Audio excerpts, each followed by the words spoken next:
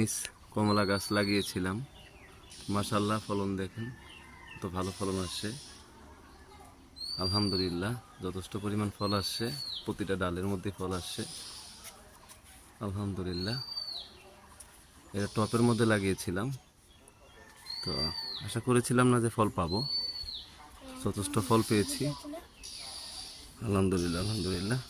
এই হচ্ছে আমার টপের এই গাছটি, এই গাছটির মধ্যেই কমলা হয়েছে, চাইনিজ কমলা। আর আমার ছেলে একটা তরমুজ গাছ লাগিয়েছিল, এই যে সেই তরমুজ, এটা টবের মধ্যে লাগানো। হ্যাঁ, মালটা গাছে মালটা ধরেছিল, বাট মালটা পড়ে গেছে, তো ছেলের তরমুজ হয়েছে আমার আব্বুর। এই হচ্ছে আমার চাইনিজ কমলা গাছ।